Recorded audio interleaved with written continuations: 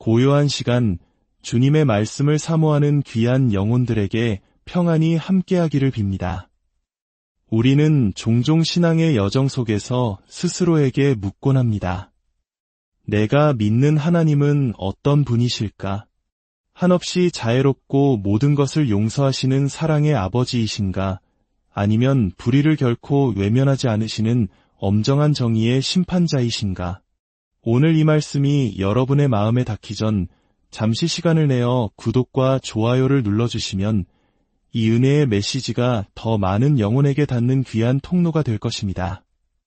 여러분의 작은 손길 위에 하나님의 축복이 함께하기를 기도합니다. 오늘 우리는 구약의 선지자 에스겔의 목소리에 귀를 기울여 보려 합니다. 에스겔은 이스라엘 역사상 가장 어둡고 고통스러운 시기, 모든 것을 잃고 바빌론의 포로로 끌려가 절망의 한가운데에 있던 백성들에게 하나님의 말씀을 선포했던 인물입니다. 그의 메시지는 때로 칼날처럼 차갑고 무서웠지만 그 깊은 곳에는 무너진 백성을 다시 일으켜 세우려는 하나님의 뜨거운 사랑이 흐르고 있었습니다. 에스겔 7장 23절에서 27절의 말씀을 함께 묵상하겠습니다. 너는 쇠사슬을 만들라. 이는 피 흘리는 죄가 그 땅에 가득하고 폭력이 그 성읍에 찼음이라. 내가 지극히 악한 이방인들을 데려와서 그들이 그 집들을 점령하게 하고 강한 자의 교만을 그치게 하리니 그들의 성소가 더럽힘을 당하리라. 패망이 이르리니 그들이 평강을 구하여도 없을 것이라. 환난에 환난이 더하고 소문에 소문이 더할 때에 그들이 선지자에게서 묵시를 구하나 헛될 것이며 제사장에게는 율법이 없어질 것이요 장로에게는 책략이 없어질 것이며 왕은 애통하고 고관은 놀람을 옷 입듯 하며 주민의 손은 떨리리라. 내가 그 행위대로 그들에게 갚고 그 죄악대로 그들을 심판하리니 내가 여호와인 줄을 그들이 알리라. 우리가 하나님을 이야기할 때 그분의 가장 중요한 두 가지 속성을 빼놓을 수 없습니다. 하나는 사랑이며 다른 하나는 공의입니다. 이 둘은 마치 잘 벼려진 칼의 양날과도 같아서 어느 한쪽만으로는 온전한 하나님의 모습을 이해할 수 없습니다. 사랑의 하나님은 우리를 자녀 삼으시고 아버지처럼 품어주시는 분입니다. 그러나 공의의 하나님은 죄를 결코 간과하지 않으시고 반드시 심판하시는 두려운 분이십니다. 우리의 신앙이 건강하게 자라기 위해서는 이 사랑과 공의, 두려움과 은혜 사이에서 균형을 잡는 것이 무엇보다 중요합니다. 하지만 돌이켜보면 우리의 신앙은 어떠했습니까? 우리는 그동안 어느 한쪽에 치우쳐 하나님을 바라보지는 않았는지요? 많은 경우 우리는 듣기 좋은 사랑의 하나님에 더 집중해왔습니다. 하나님은 당신을 사랑하십니다. 이 말은 얼마나 달콤하고 위로가 됩니까? 그러나 하나님은 죄를 심판하십니다. 라는 말씀은 듣기에 부담스럽고 피하고 싶을 때가 많습니다. 교회의 강단에서도 성도들이 부담스러워할까 봐 공의와 심판에 대한 메시지는 점차 줄어들고 위로와 축복의 메시지가 그 자리를 채워왔는지도 모릅니다. 그 결과 우리는 하나님의 공의로우심과 심판의 엄중함에 대해 너무나 무지해졌습니다. 하나님을 그저 인자하고 옛만에서는 화내지 않으시는 우리가 어떤 잘못을 해도 괜찮다며 눈 감아 주시는 분으로만 생각하게 된 것입니다. 하지만 여러분, 바로 여기에 신앙의 깊이를 결정하는 비밀이 숨어 있습니다. 제가 예전에 산이 높으면 골짜기도 깊다는 말씀을 드린 적이 있습니다. 설악산이나 한라산의 웅장한 봉우리는 깊고 아찔한 계곡이 있기에 더욱 빛나는 법입니다. 만약 골짜기가 얕다면 그 산은 그저 나지막한 언덕에 불과할 것입니다. 하나님의 은혜가 바로 그 높은 산봉우리와 같습니다. 그리고 하나님의 공의로운 심판은 깊은 골짜기와 같습니다. 우리가 죄의 무서움, 그리고 그 죄에 대한 하나님의 진노와 심판이 얼마나 두렵고 철저한 것인지를 깊이 깨닫지 못한다면 그 끔찍한 심판으로부터 우리를 건져주신 십자가의 은혜가 얼마나 크고 놀라운 것인지 결코 온전히 느낄 수 없습니다. 죄에 대한 두려움이 얕으면 용서받은 은혜의 깊이도 얕을 수밖에 없습니다. 다윗은 시편에서 이렇게 노래했습니다. 허물의 사함을 받고 자신의 죄가 가려진 자는 복이 있도다. 다윗이 이 고백을 할 수 있었던 것은 그가 자신의 죄가 얼마나 크고 추악하며 그 죄로 인해 받아야 할 하나님의 심판이 얼마나 무서운 것인지를 뼈저리게 알았기 때문입니다. 그 깊은 절망의 골짜기를 통과했기에 죄를 덮어주시는 하나님의 사랑이 얼마나 사무치게 감사한 것인지 깨달을 수 있었던 것입니다. 옛 이스라엘에는 두 종류의 예언자가 있었다고 합니다. 하나는 백성들이 듣기 좋아하는 말만 하는 길한 예언자입니다. 그들은 심판을 말하지 않았습니다. 오직 괜찮다, 하나님이 당신을 축복하신다. 와 같은 긍정적이고 희망적인 메시지만 전했습니다. 당연히 사람들은 이런 예언자들을 좋아하고 따랐습니다. 반면 백성들이 듣기 싫어하는 말을 하는 흉한 예언자도 있었습니다. 에스겔과 같은 이들입니다. 그들은 너희가 그렇게 살면 망할 것이다. 하나님의 심판이 임박했다고 외쳤습니다. 백성들은 그들을 미워하고 배척했습니다. 하지만 결국 역사는 누가 참된 예언자였는지를 증명했습니다. 백성들의 귀를 즐겁게 했던 거짓 예언자들의 말과 달리 쓰라린 진실을 외쳤던 이들의 예언대로 예루살렘은 멸망했습니다. 어쩌면 오늘 우리가 함께 읽는 에스겔의 말씀은 흉한 예언처럼 들릴 수 있습니다. 마음을 무겁게 하고 부담을 줍니다. 그러나 바로 이 무서운 말씀 속에 우리를 살리는 진짜 은혜가 담겨 있습니다. 오늘 본문은 하나님의 심판이 임할 때 어떤 일이 일어나는지를 생생하게 보여줍니다. 평강을 구해도 얻을 수 없고 환난과 흉흉한 소문만이 가득해집니다. 가장 끔찍한 것은 하나님께서 침묵하신다는 것입니다.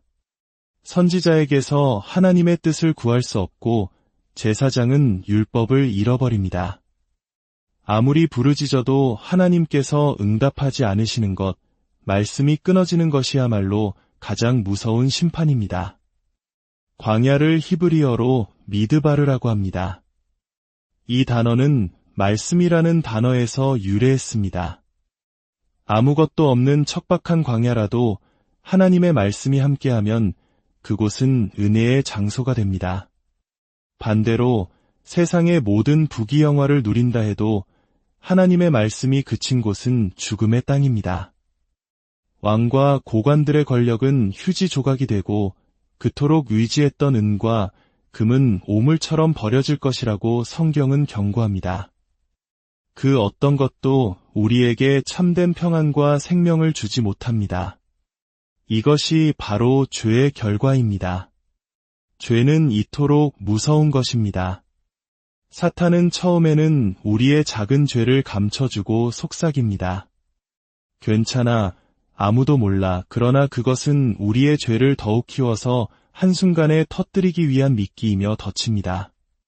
거기에 속아서는 안 됩니다. 사랑하는 성도 여러분, 하나님을 두려워할 줄 아는 것이 지혜의 시작입니다.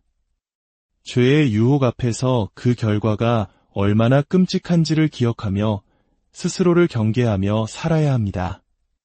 혹시 우리가 부지 중에 혹은 연약하여 죄를 지었다면 하나님의 심판이 얼마나 무서운지를 알고 속히 그분 앞에 나아가 자백하고 회개해야 합니다. 그리하여 심판이 아닌 용서와 속죄의 은총을 누리는 우리 모두가 되기를 바랍니다. 이제 함께 기도하겠습니다. 하나님 아버지, 오늘 에스겔의 말씀을 통해 당신의 공의와 심판이 얼마나 엄중한지를 깨닫게 하시니 감사합니다. 때로는 무섭고 부담스러워 외면하고 싶었던 이 진리의 말씀을 피하지 않고 마음을 열어 깊이 받아들이게 하옵소서. 이 말씀을 통해 죄를 진정으로 무서워하게 하시고 하나님을 경외하는 지혜를 더하여 주옵소서. 심판의 깊은 골짜기를 알게 하심으로 우리를 구원하신 십자가 사랑의 산이 얼마나 높고 이대한지를 날마다 더욱 깊이 깨닫고 감사하는 삶을 살게 하여 주시옵소서. 이 모든 말씀을 우리를 죄에서 구원하신 예수 그리스도의 이름으로 기도하옵나이다. 아멘. 죄의 무서움을 아는 사람만이 은혜의 깊이를 압니다. 오늘 우리가 나눈 에스겔의 무서운 말씀이 결국 우리를 더 큰 은혜와 더 깊은 감사로 이끄는 귀한 발판이 될 줄 믿습니다. 이 말씀을 마음에 새긴 모든 분들의 삶 가운데 죄를 멀리하는 지혜와 하나님의 깊은 사랑을 체험하는 은혜가 늘 함께하기를 소망합니다. 주님의 이름으로 여러분을 고요한 시간 주님의 말씀을 사모하는 귀한 영혼들에게 평안이 함께하기를 빕니다. 우리는 종종 신앙의 여정 속에서 스스로에게 묻곤 합니다. 내가 믿는 하나님은 어떤 분이실까? 한없이 자애롭고 모든 것을 용서하시는 사랑의 아버지이신가? 아니면 불의를 결코 외면하지 않으시는 엄정한 정의의 심판자이신가? 오늘 이 말씀이 여러분의 마음에 닿기 전 잠시 시간을 내어 구독과 좋아요를 눌러주시면 이 은혜의 메시지가 더 많은 영혼에게 닿는 귀한 통로가 될 것입니다. 여러분의 작은 손길 위에 하나님의 축복이 함께하기를 기도합니다. 오늘 우리는 구약의 선지자 에스겔의 목소리에 귀를 기울여 보려 합니다. 에스겔은 이스라엘 역사상 가장 어둡고 고통스러운 시기, 모든 것을 잃고 바빌론의 포로로 끌려가 절망의 한가운데에 있던 백성들에게 하나님의 말씀을 선포했던 인물입니다. 그의 메시지는 때로 칼날처럼 차갑고 무서웠지만 그 깊은 곳에는 무너진 백성을 다시 일으켜 세우려는 하나님의 뜨거운 사랑이 흐르고 있었습니다. 에스겔 7장 23절에서 27절의 말씀을 함께 묵상하겠습니다. 너는 쇠사슬을 만들라. 이는 피 흘리는 죄가 그 땅에 가득하고 폭력이 그 성읍에 찼음이라. 내가 지극히 악한 이방인들을 데려와서 그들이 그 집들을 점령하게 하고 강한 자의 교만을 그치게 하리니 그들의 성소가 더럽힘을 당하리라. 패망이 이르리니 그들이 평강을 구하여도 없을 것이라. 환난에 환난이 더하고 소문에 소문이 더할 때에 그들이 선지자에게서 묵시를 구하나 헛될 것이며 제사장에게는 율법이 없어질 것이요 장로에게는 책략이 없어질 것이며 왕은 애통하고 고관은 놀람을 옷 입듯 하며 주민의 손은 떨리리라. 내가 그 행위대로 그들에게 갚고 그 죄악대로 그들을 심판하리니 내가 여호와인 줄을 그들이 알리라. 우리가 하나님을 이야기할 때 그분의 가장 중요한 두 가지 속성을 빼놓을 수 없습니다. 하나는 사랑이며 다른 하나는 공의입니다. 이 둘은 마치 잘 벼려진 칼의 양날과도 같아서 어느 한쪽만으로는 온전한 하나님의 모습을 이해할 수 없습니다. 사랑의 하나님은 우리를 자녀 삼으시고 아버지처럼 품어주시는 분입니다. 그러나 공의의 하나님은 죄를 결코 간과하지 않으시고 반드시 심판하시는 두려운 분이십니다. 우리의 신앙이 건강하게 자라기 위해서는 이 사랑과 공의, 두려움과 은혜 사이에서 균형을 잡는 것이 무엇보다 중요합니다. 하지만 돌이켜보면 우리의 신앙은 어떠했습니까? 우리는 그동안 어느 한쪽에 치우쳐 하나님을 바라보지는 않았는지요? 많은 경우 우리는 듣기 좋은 사랑의 하나님에 더 집중해왔습니다. 하나님은 당신을 사랑하십니다. 이 말은 얼마나 달콤하고 위로가 됩니까? 그러나 하나님은 죄를 심판하십니다. 라는 말씀은 듣기에 부담스럽고 피하고 싶을 때가 많습니다. 교회의 강단에서도 성도들이 부담스러워할까 봐 공의와 심판에 대한 메시지는 점차 줄어들고 위로와 축복의 메시지가 그 자리를 채워왔는지도 모릅니다. 그 결과 우리는 하나님의 공의로우심과 심판의 엄중함에 대해 너무나 무지해졌습니다. 하나님을 그저 인자하고 옛만에서는 화내지 않으시는 우리가 어떤 잘못을 해도 괜찮다며 눈 감아 주시는 분으로만 생각하게 된 것입니다. 하지만 여러분, 바로 여기에 신앙의 깊이를 결정하는 비밀이 숨어 있습니다. 제가 예전에 산이 높으면 골짜기도 깊다는 말씀을 드린 적이 있습니다. 설악산이나 한라산의 웅장한 봉우리는 깊고 아찔한 계곡이 있기에 더욱 빛나는 법입니다. 만약 골짜기가 얕다면 그 산은 그저 나지막한 언덕에 불과할 것입니다. 하나님의 은혜가 바로 그 높은 산봉우리와 같습니다. 그리고 하나님의 공의로운 심판은 깊은 골짜기와 같습니다.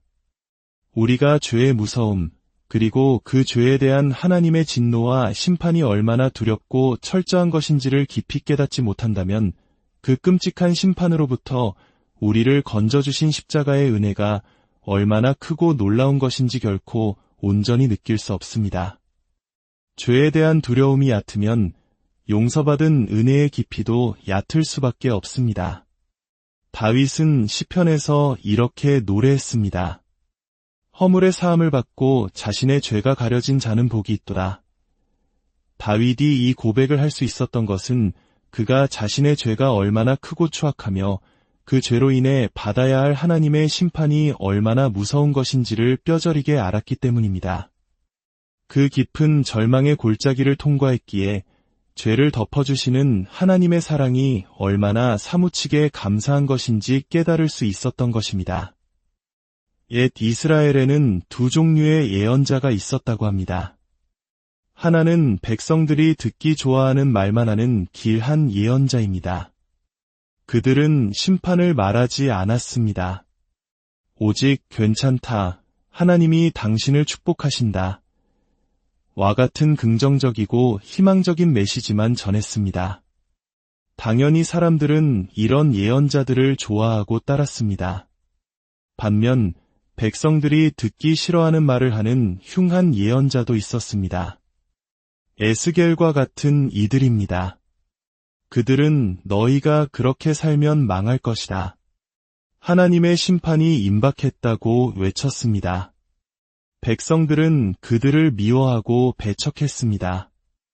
하지만 결국 역사는 누가 참된 예언자였는지를 증명했습니다. 백성들의 귀를 즐겁게 했던 거짓 예언자들의 말과 달리 쓰라린 진실을 외쳤던 이들의 예언대로 예루살렘은 멸망했습니다. 어쩌면 오늘 우리가 함께 읽는 에스겔의 말씀은 흉한 예언처럼 들릴 수 있습니다. 마음을 무겁게 하고 부담을 줍니다. 그러나 바로 이 무서운 말씀 속에 우리를 살리는 진짜 은혜가 담겨 있습니다.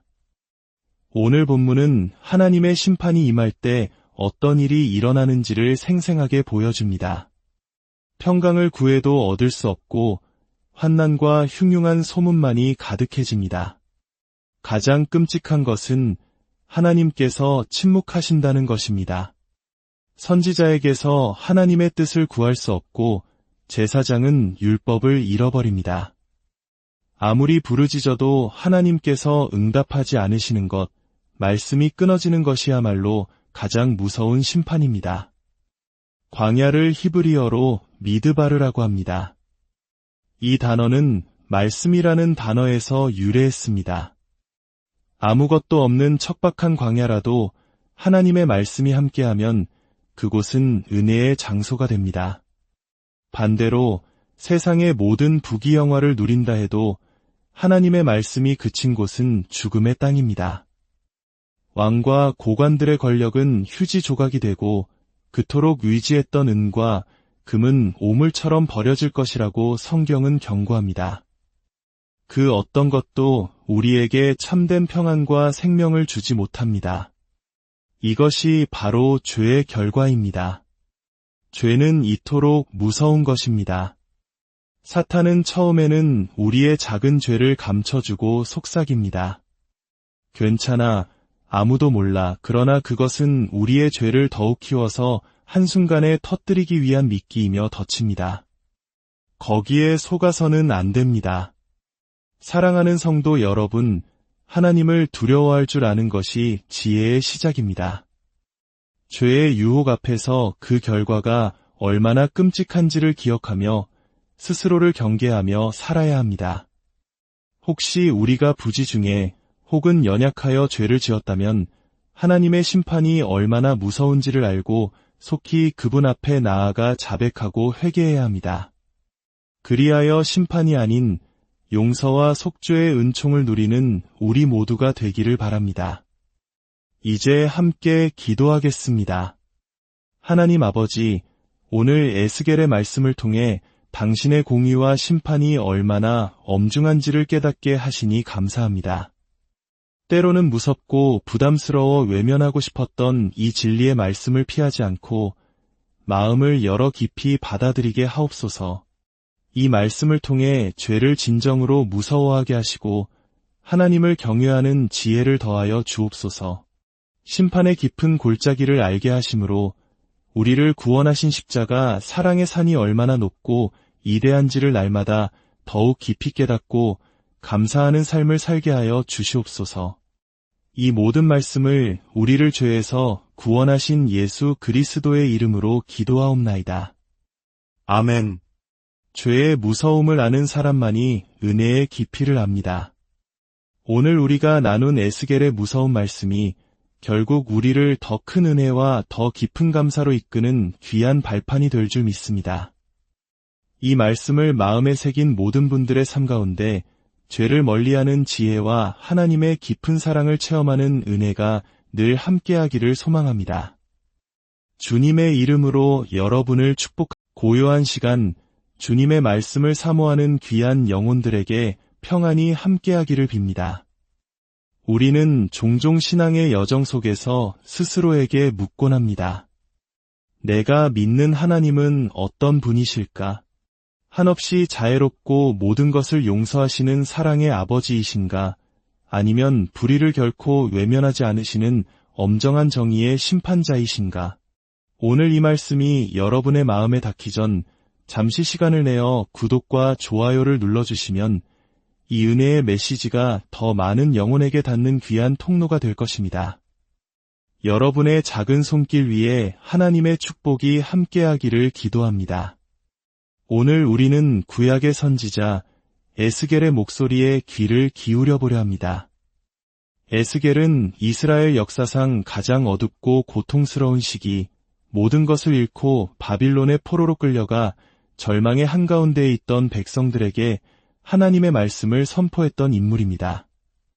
그의 메시지는 때로 칼날처럼 차갑고 무서웠지만 그 깊은 곳에는 무너진 백성을 다시 일으켜 세우려는 하나님의 뜨거운 사랑이 흐르고 있었습니다.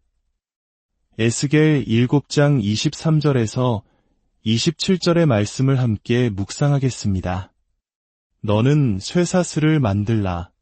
이는 피 흘리는 죄가 그 땅에 가득하고 폭력이 그 성읍에 찼음이라. 내가 지극히 악한 이방인들을 데려와서 그들이 그 집들을 점령하게 하고 강한 자의 교만을 그치게 하리니 그들의 성소가 더럽힘을 당하리라. 패망이 이르리니 그들이 평강을 구하여도 없을 것이라. 환난에 환난이 더하고 소문에 소문이 더할 때에 그들이 선지자에게서 묵시를 구하나 헛될 것이며 제사장에게는 율법이 없어질 것이요 장로에게는 책략이 없어질 것이며 왕은 애통하고 고관은 놀람을 옷 입듯하며 주민의 손은 떨리리라. 내가 그 행위대로 그들에게 갚고 그 죄악대로 그들을 심판하리니 내가 여호와인 줄을 그들이 알리라. 우리가 하나님을 이야기할 때 그분의 가장 중요한 두 가지 속성을 빼놓을 수 없습니다. 하나는 사랑이며 다른 하나는 공의입니다. 이 둘은 마치 잘 벼려진 칼의 양날과도 같아서 어느 한쪽만으로는 온전한 하나님의 모습을 이해할 수 없습니다. 사랑의 하나님은 우리를 자녀 삼으시고 아버지처럼 품어주시는 분입니다. 그러나 공의의 하나님은 죄를 결코 간과하지 않으시고 반드시 심판하시는 두려운 분이십니다. 우리의 신앙이 건강하게 자라기 위해서는 이 사랑과 공의, 두려움과 은혜 사이에서 균형을 잡는 것이 무엇보다 중요합니다. 하지만 돌이켜보면 우리의 신앙은 어떠했습니까? 우리는 그동안 어느 한쪽에 치우쳐 하나님을 바라보지는 않았는지요?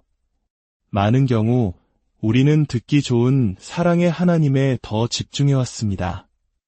하나님은 당신을 사랑하십니다. 이 말은 얼마나 달콤하고 위로가 됩니까? 그러나 하나님은 죄를 심판하십니다. 라는 말씀은 듣기에 부담스럽고 피하고 싶을 때가 많습니다. 교회의 강단에서도 성도들이 부담스러워할까 봐 공의와 심판에 대한 메시지는 점차 줄어들고 위로와 축복의 메시지가 그 자리를 채워왔는지도 모릅니다. 그 결과 우리는 하나님의 공의로우심과 심판의 엄중함에 대해 너무나 무지해졌습니다. 하나님을 그저 인자하고 옛만에서는 화내지 않으시는, 우리가 어떤 잘못을 해도 괜찮다며 눈 감아 주시는 분으로만 생각하게 된 것입니다. 하지만 여러분, 바로 여기에 신앙의 깊이를 결정하는 비밀이 숨어 있습니다. 제가 예전에 산이 높으면 골짜기도 깊다는 말씀을 드린 적이 있습니다. 설악산이나 한라산의 웅장한 봉우리는 깊고 아찔한 계곡이 있기에 더욱 빛나는 법입니다. 만약 골짜기가 얕다면 그 산은 그저 나지막한 언덕에 불과할 것입니다. 하나님의 은혜가 바로 그 높은 산봉우리와 같습니다. 그리고 하나님의 공의로운 심판은 깊은 골짜기와 같습니다. 우리가 죄의 무서움, 그리고 그 죄에 대한 하나님의 진노와 심판이 얼마나 두렵고 철저한 것인지를 깊이 깨닫지 못한다면 그 끔찍한 심판으로부터 우리를 건져주신 십자가의 은혜가 얼마나 크고 놀라운 것인지 결코 온전히 느낄 수 없습니다. 죄에 대한 두려움이 얕으면 용서받은 은혜의 깊이도 얕을 수밖에 없습니다. 다윗은 시편에서 이렇게 노래했습니다. 허물의 사함을 받고 자신의 죄가 가려진 자는 복이 있도다. 다윗이 이 고백을 할 수 있었던 것은 그가 자신의 죄가 얼마나 크고 추악하며 그 죄로 인해 받아야 할 하나님의 심판이 얼마나 무서운 것인지를 뼈저리게 알았기 때문입니다. 그 깊은 절망의 골짜기를 통과했기에 죄를 덮어주시는 하나님의 사랑이 얼마나 사무치게 감사한 것인지 깨달을 수 있었던 것입니다. 옛 이스라엘에는 두 종류의 예언자가 있었다고 합니다. 하나는 백성들이 듣기 좋아하는 말만 하는 길한 예언자입니다. 그들은 심판을 말하지 않았습니다. 오직 괜찮다, 하나님이 당신을 축복하신다. 와 같은 긍정적이고 희망적인 메시지만 전했습니다. 당연히 사람들은 이런 예언자들을 좋아하고 따랐습니다. 반면 백성들이 듣기 싫어하는 말을 하는 흉한 예언자도 있었습니다. 에스겔과 같은 이들입니다. 그들은 너희가 그렇게 살면 망할 것이다. 하나님의 심판이 임박했다고 외쳤습니다. 백성들은 그들을 미워하고 배척했습니다. 하지만 결국 역사는 누가 참된 예언자였는지를 증명했습니다. 백성들의 귀를 즐겁게 했던 거짓 예언자들의 말과 달리 쓰라린 진실을 외쳤던 이들의 예언대로 예루살렘은 멸망했습니다. 어쩌면 오늘 우리가 함께 읽는 에스겔의 말씀은 흉한 예언처럼 들릴 수 있습니다. 마음을 무겁게 하고 부담을 줍니다. 그러나 바로 이 무서운 말씀 속에 우리를 살리는 진짜 은혜가 담겨 있습니다. 오늘 본문은 하나님의 심판이 임할 때 어떤 일이 일어나는지를 생생하게 보여줍니다. 평강을 구해도 얻을 수 없고 환난과 흉흉한 소문만이 가득해집니다. 가장 끔찍한 것은 하나님께서 침묵하신다는 것입니다. 선지자에게서 하나님의 뜻을 구할 수 없고 제사장은 율법을 잃어버립니다. 아무리 부르짖어도 하나님께서 응답하지 않으시는 것, 말씀이 끊어지는 것이야말로 가장 무서운 심판입니다. 광야를 히브리어로 미드바르라고 합니다. 이 단어는 말씀이라는 단어에서 유래했습니다. 아무것도 없는 척박한 광야라도 하나님의 말씀이 함께하면 그곳은 은혜의 장소가 됩니다. 반대로 세상의 모든 부귀영화를 누린다 해도 하나님의 말씀이 그친 곳은 죽음의 땅입니다.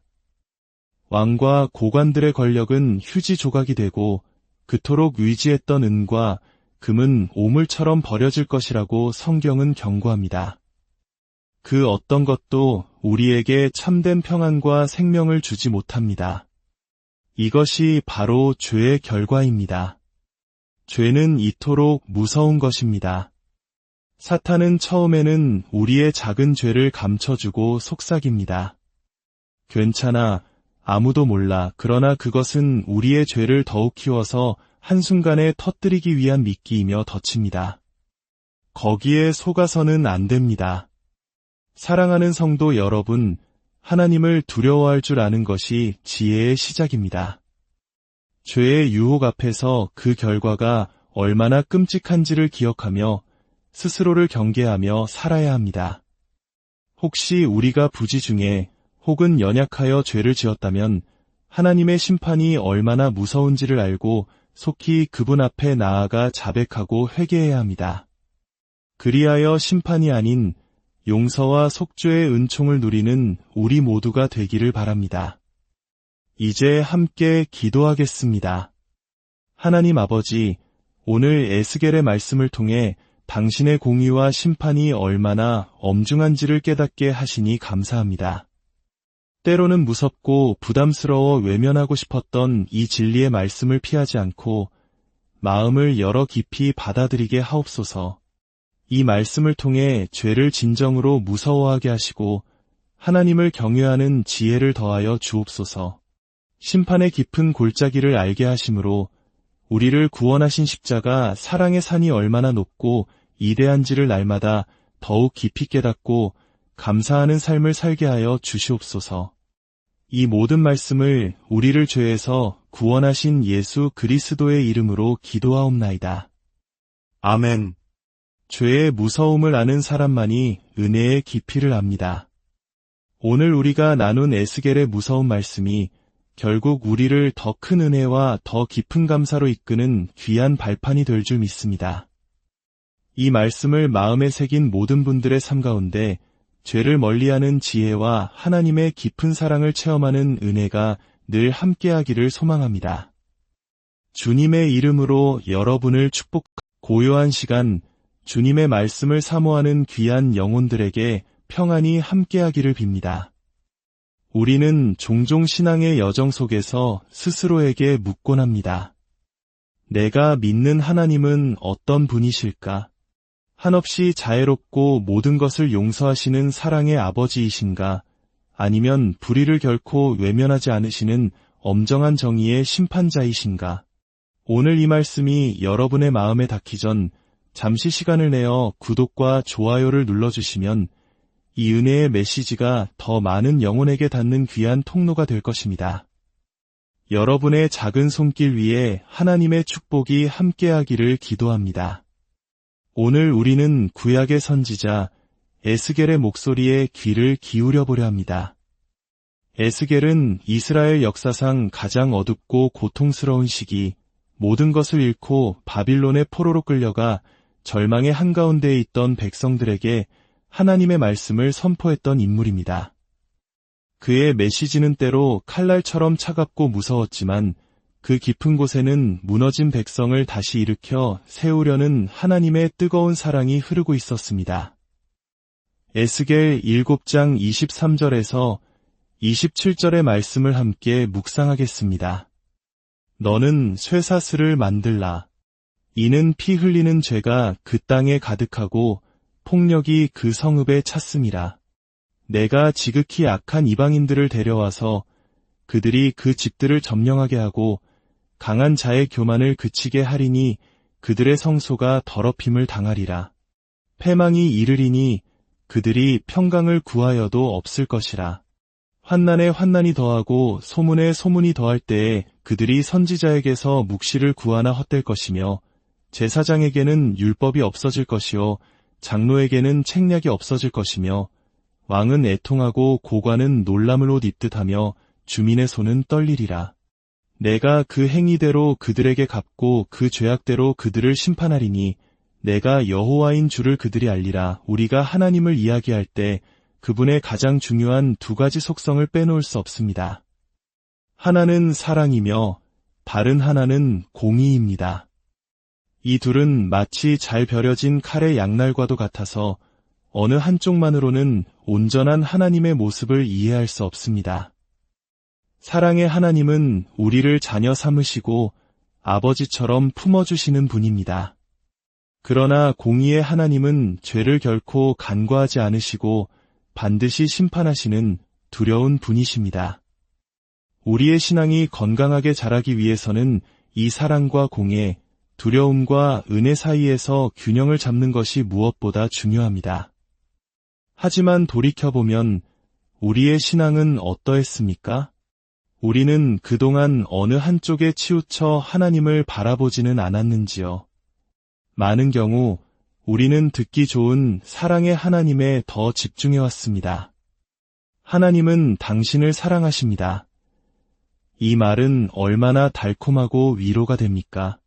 그러나 하나님은 죄를 심판하십니다. 라는 말씀은 듣기에 부담스럽고 피하고 싶을 때가 많습니다.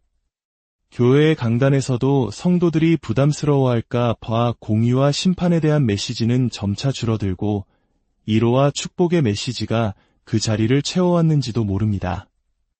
그 결과 우리는 하나님의 공의로우심과 심판의 엄중함에 대해 너무나 무지해졌습니다. 하나님을 그저 인자하고 옛만에서는 화내지 않으시는, 우리가 어떤 잘못을 해도 괜찮다며 눈 감아 주시는 분으로만 생각하게 된 것입니다. 하지만 여러분, 바로 여기에 신앙의 깊이를 결정하는 비밀이 숨어 있습니다. 제가 예전에 산이 높으면 골짜기도 깊다는 말씀을 드린 적이 있습니다. 설악산이나 한라산의 웅장한 봉우리는 깊고 아찔한 계곡이 있기에 더욱 빛나는 법입니다.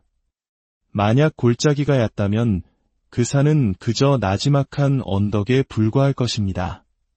하나님의 은혜가 바로 그 높은 산봉우리와 같습니다.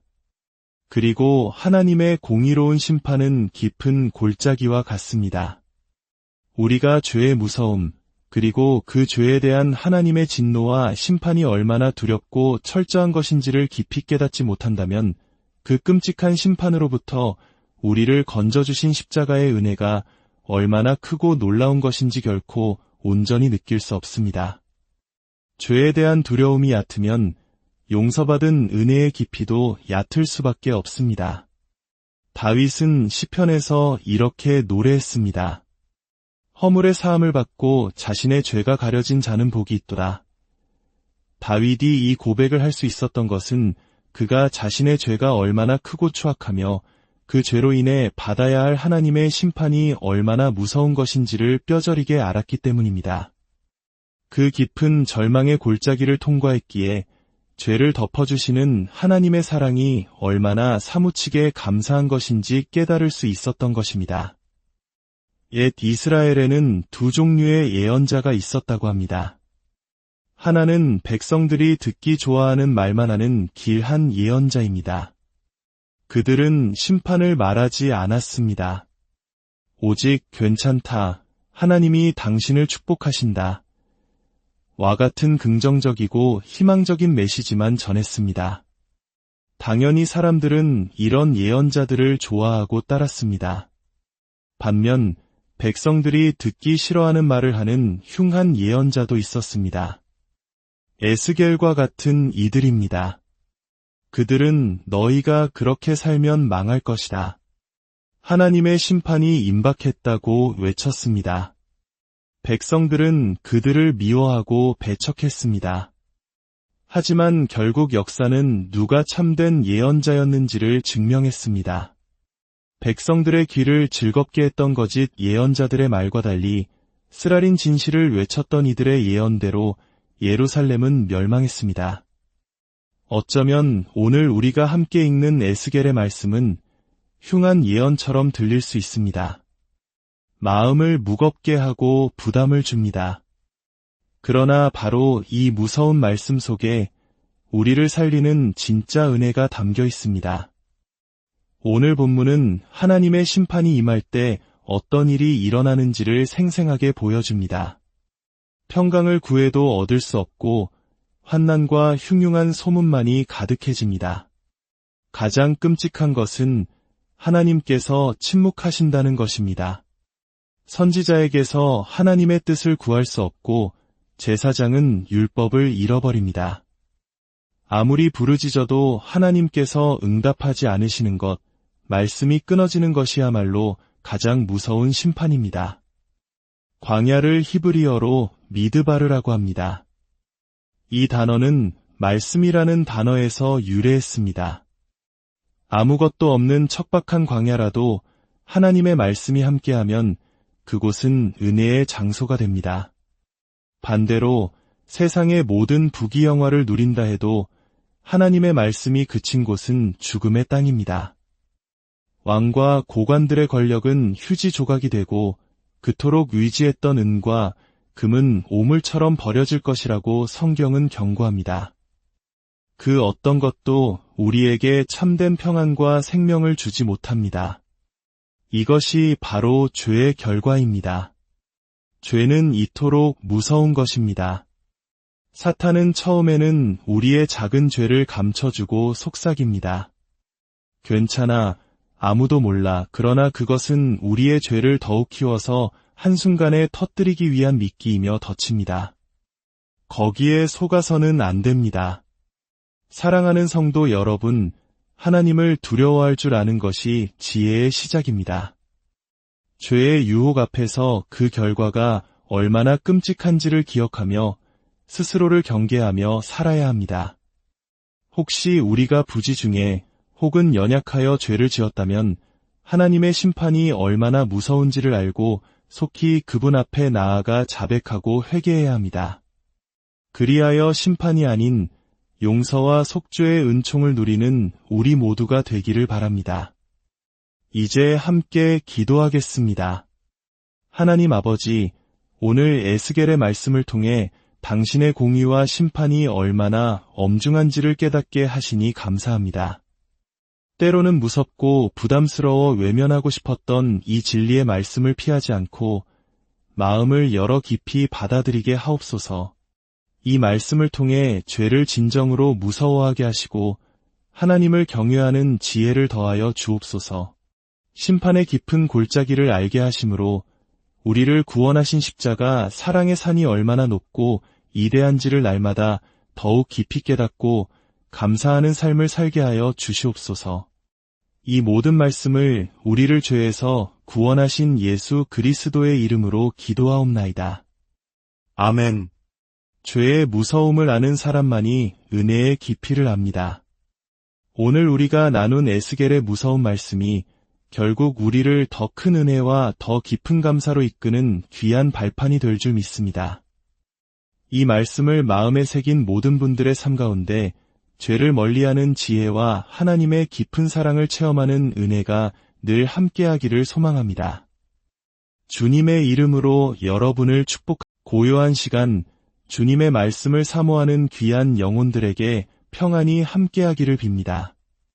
우리는 종종 신앙의 여정 속에서 스스로에게 묻곤 합니다. 내가 믿는 하나님은 어떤 분이실까?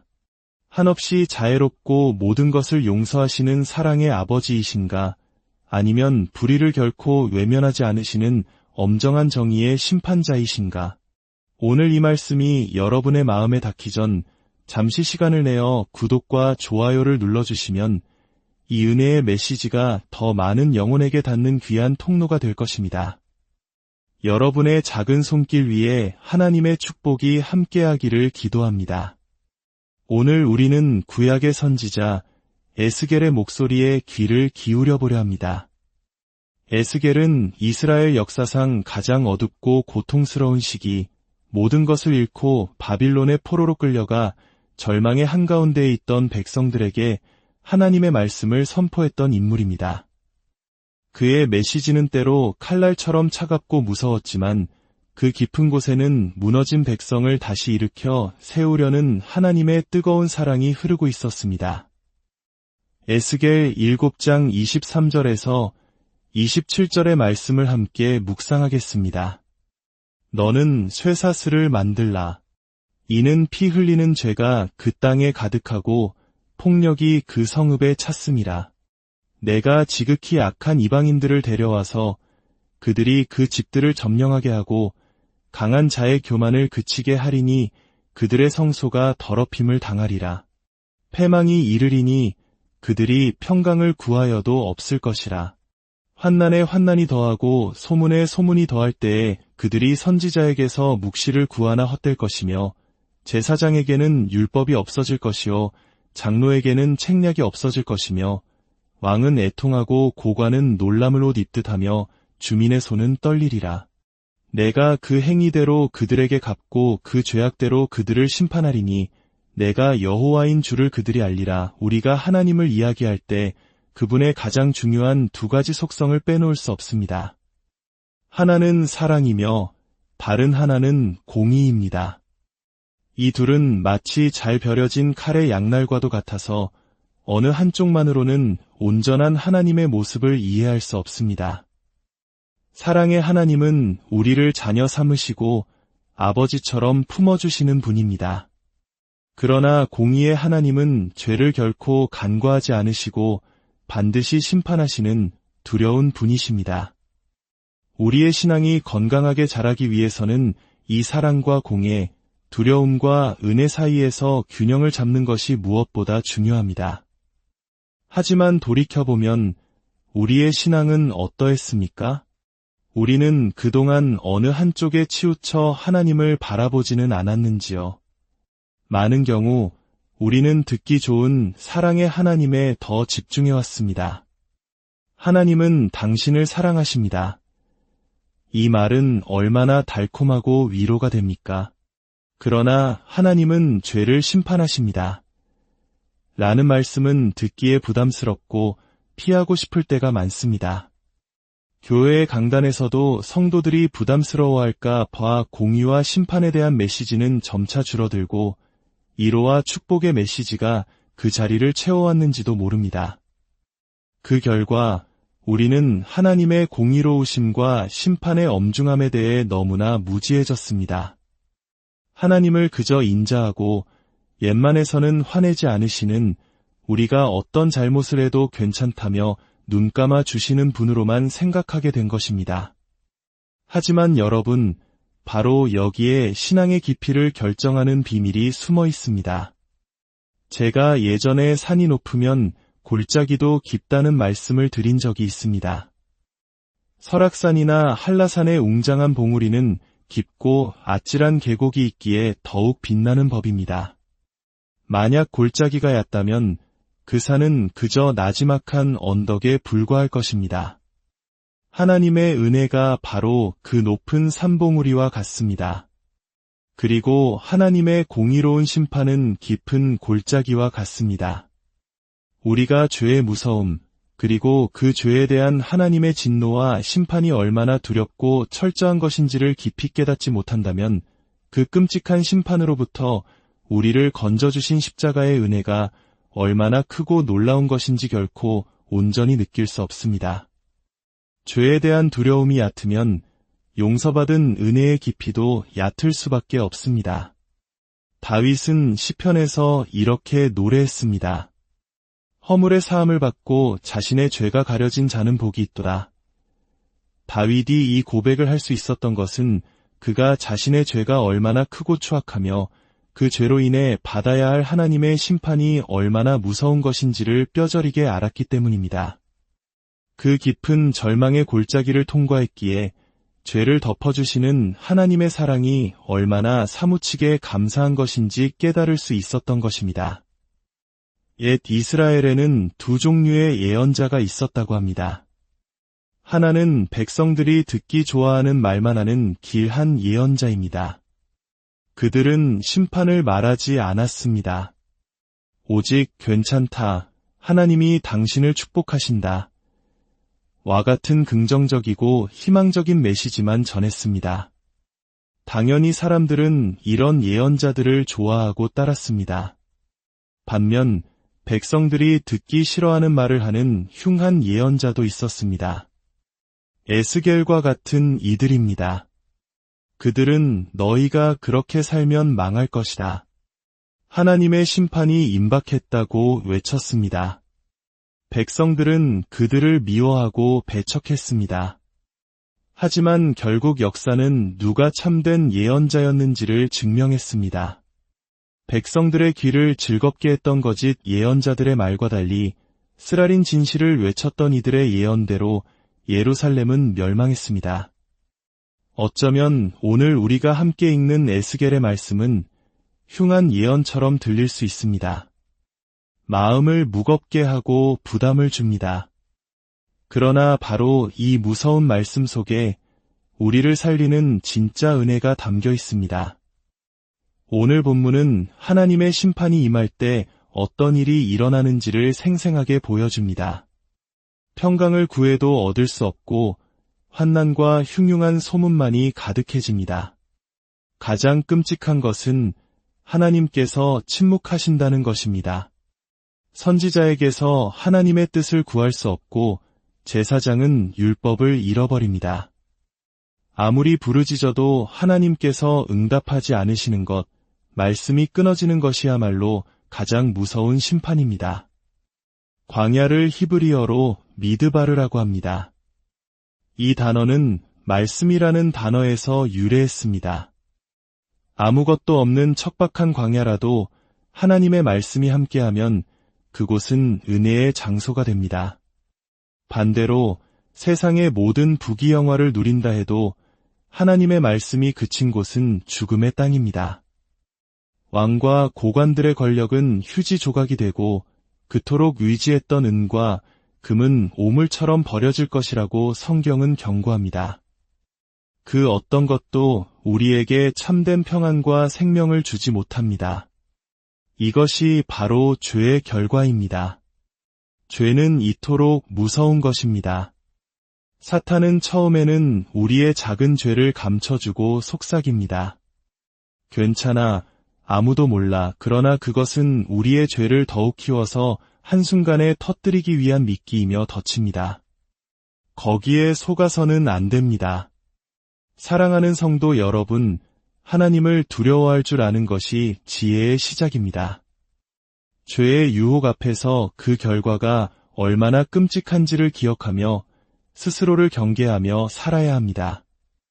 혹시 우리가 부지 중에 혹은 연약하여 죄를 지었다면 하나님의 심판이 얼마나 무서운지를 알고 속히 그분 앞에 나아가 자백하고 회개해야 합니다. 그리하여 심판이 아닌 용서와 속죄의 은총을 누리는 우리 모두가 되기를 바랍니다. 이제 함께 기도하겠습니다. 하나님 아버지, 오늘 에스겔의 말씀을 통해 당신의 공의와 심판이 얼마나 엄중한지를 깨닫게 하시니 감사합니다. 때로는 무섭고 부담스러워 외면하고 싶었던 이 진리의 말씀을 피하지 않고 마음을 열어 깊이 받아들이게 하옵소서.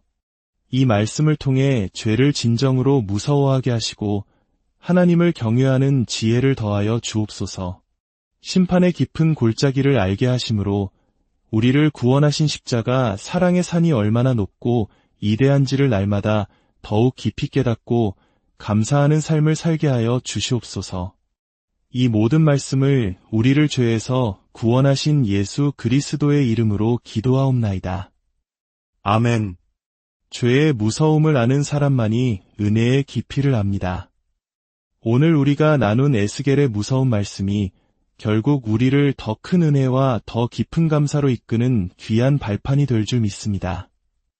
이 말씀을 마음에 새긴 모든 분들의 삶 가운데 죄를 멀리하는 지혜와 하나님의 깊은 사랑을 체험하는 은혜가 늘 함께하기를 소망합니다.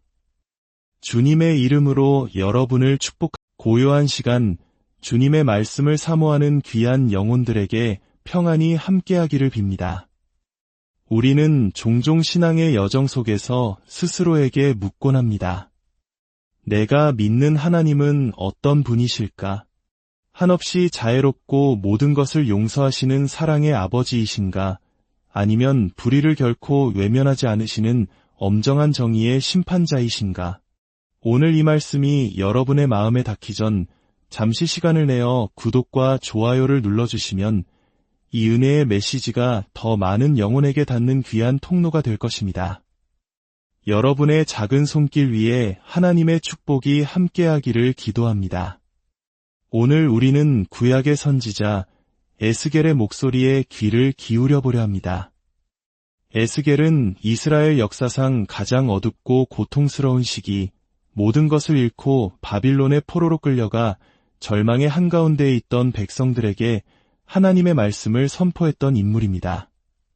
그의 메시지는 때로 칼날처럼 차갑고 무서웠지만 그 깊은 곳에는 무너진 백성을 다시 일으켜 세우려는 하나님의 뜨거운 사랑이 흐르고 있었습니다.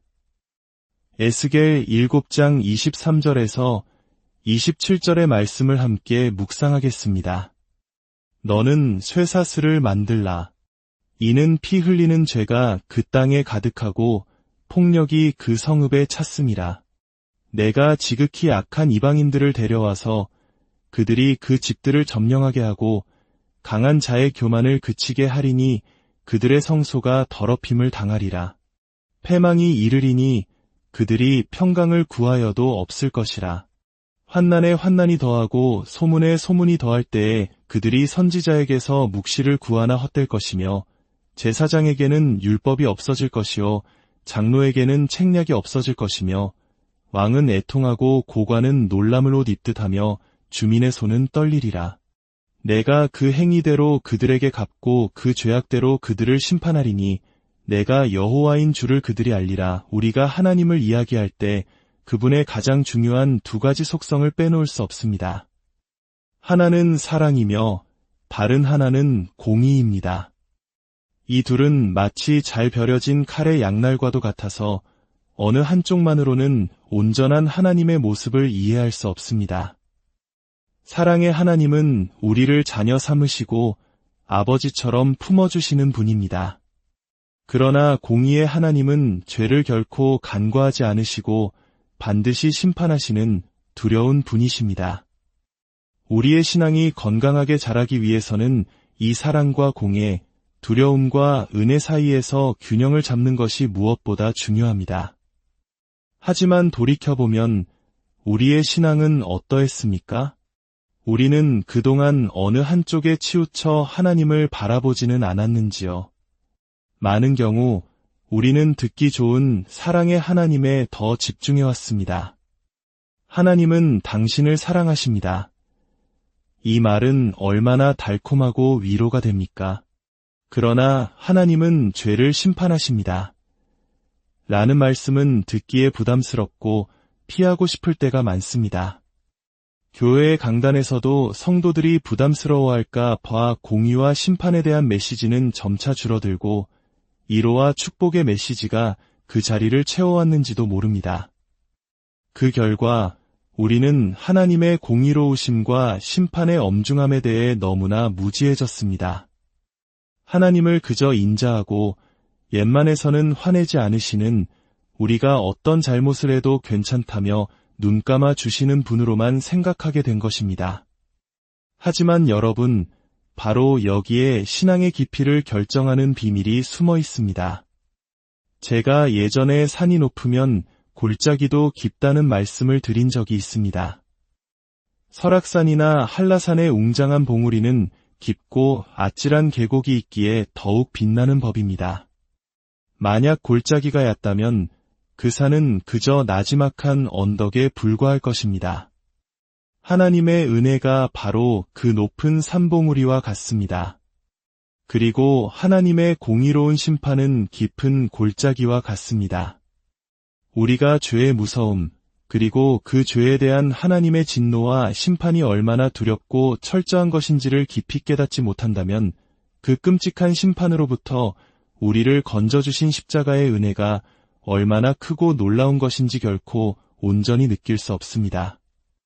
죄에 대한 두려움이 얕으면 용서받은 은혜의 깊이도 얕을 수밖에 없습니다. 다윗은 시편에서 이렇게 노래했습니다. 허물의 사함을 받고 자신의 죄가 가려진 자는 복이 있도다.